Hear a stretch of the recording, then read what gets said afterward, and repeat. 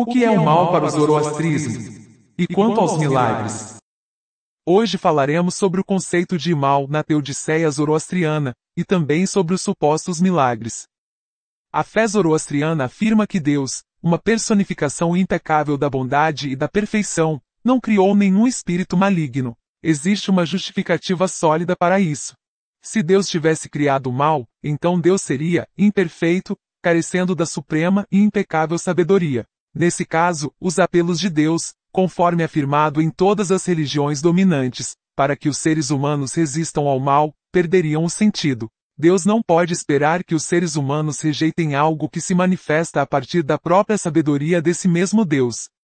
Dentre as manifestações e atributos de Ahura Mazda denominados Amesha-espentas, não existe nenhum ser maligno, ou seja, não existe nenhum ser maligno emanando do Senhor da sabedoria. Algo totalmente bom e absolutamente perfeito, como Ahura Mazda, não pode criar nem gerar imperfeição. Então, de onde vem o mal? Na natureza, tudo tem um oposto. Existe polaridade na natureza. O quente não tem sentido sem o frio. O rico é insignificante sem o pobre. O forte é irrelevante sem o fraco. Tudo na natureza tem um oposto. Trata-se de um equilíbrio de forças que existe na natureza. Assim, a razão demonstra que, para o bem ter significado, ele precisa ter um oposto, que é o mal, mas que não é um deus do mal, é apenas uma força contrária. Esse é o ponto que Zaratustra aborda no capítulo 30, estrofe 3, dos Gatas. A doutrina do capítulo 30 dos Gatas afirma claramente que um Deus bom não pode ser responsável pelo mal permanente, e que a imperfeição e o sofrimento são originais e inerentes à natureza das coisas, e que o mal não é obra de Ahura Mazda. Quando Zaratustra fala nos Gatas sobre os tais espíritos gêmeos primordiais, ele não quer dizer que os tais espíritos provenham da mesma fonte. Eles são distintos em todos os aspectos. A dualidade, como mencionado anteriormente, existe na natureza. Ela faz parte da natureza. É um equívoco afirmar que a religião zoroastriana defende o dualismo, no sentido de duas divindades, ou de dois deuses. Muito pelo contrário. A fé zoroastriana estabelece firmemente a crença em um poder supremo. Esse único poder, que chamamos de Deus, tem um tipo de antagonista na natureza, mas não outro Deus. Os seres humanos devem observar as leis do poder supremo, e rejeitar sua força oposta existente na natureza. Ahura Mazda almeja criar um mundo de felicidade plena, repleto de amor, alegria e contentamento. Mas na natureza, por sua vez, existe uma força oposta que busca a destruição, e se opõe a Ahura Mazda devido às escolhas erradas dos seres humanos. Se os seres humanos rejeitarem o mal em suas escolhas, o mal não tem força alguma. Mas como Zaratustra chega a essa conclusão? Zaratustra observa que existe uma luta constante entre o virtuoso e o desprezível, e que diante da escolha entre os dois, alguns optam pelo caminho da injustiça, da ganância, do ódio, infligindo danos a outros seres humanos e à natureza. Zaratustra reconhece que o mal é inerente à natureza como uma força contrária a tudo o que é bom. O mal é um poder ou força independente na natureza, mas esse mal sobrevive apenas devido às escolhas erradas dos seres humanos. Zaratustra enfatiza no capítulo 30, estrofe 3, dos Gatas, que cabe a cada pessoa aderir aos preceitos do bom espírito, e rejeitar tudo que o mau espírito defende.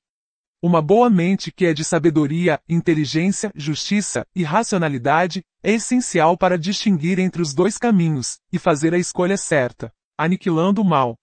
Numa perspectiva acadêmica sobre a religião zoroastriana, em seu livro intitulado Um Zoroastriano Moderno, o estudioso Samuel Lange afirma que a religião de Zoroastro possui essa grande vantagem nas condições atuais do pensamento moderno. Ela não está sobrecarregada por um peso tão grande de dogmas e milagres tradicionais como ainda acontece com o cristianismo. Seus dogmas se resumem na afirmação de que existe uma causa primeira, suprema e desconhecida, que se manifesta no universo por meio de leis fixas que envolvem o princípio da polaridade.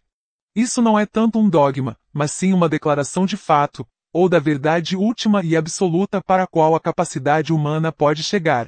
Nenhum progresso da ciência ou da filosofia entra em conflito com isso, mas, pelo contrário, eles a confirmam, mostrando cada vez mais claramente a cada descoberta que o ensinamento de Zaratustra é de fato e na prática, a verdade literal.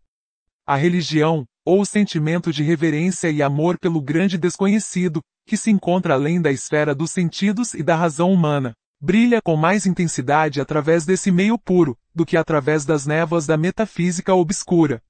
Podemos adorar a Deus em espírito, em verdade, sem quebrar a cabeça com a natureza precisa do Logos, ou nos debruçarmos sobre algum problema insolúvel, como ocorre no cristianismo de como 1 pode ser igual a 3, e ao mesmo tempo 3 serem iguais a 1. No que diz respeito aos milagres, que são outro fardo para o cristianismo católico, a religião de Zaratustra está completamente livre deles.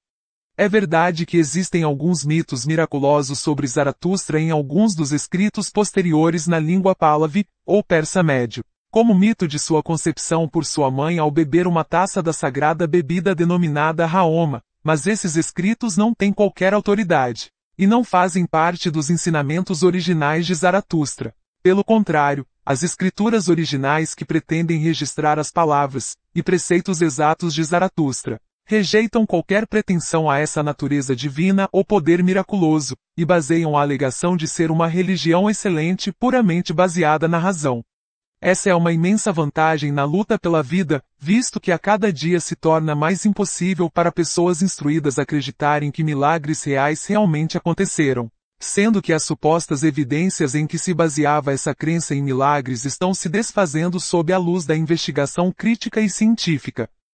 Os zoroastrianos tradicionalistas ou ortodoxos, parsis da Índia, muitas vezes avessos a qualquer reforma da religião, não têm motivo algum para temer por sua fé se um Galileu Galilei inventou o telescópio, ou se um Isaac Newton descobriu a lei da gravidade. Esses zoroastrianos não precisam argumentar sobre o suposto dilúvio de Noé, ou sobre a suposta ordem da criação descrita no Gênesis. Aliás, esses zoroastrianos podem até permanecer imperturbados pela mais recente, e impactante, descoberta de que o homem existe na Terra desde incontáveis eras. E em vez de ter decaído de um estado elevado, como Adão e Eva, o homem se elevou continuamente, por meio de um progresso lento e árduo, desde as origens mais rudimentares até os dias atuais.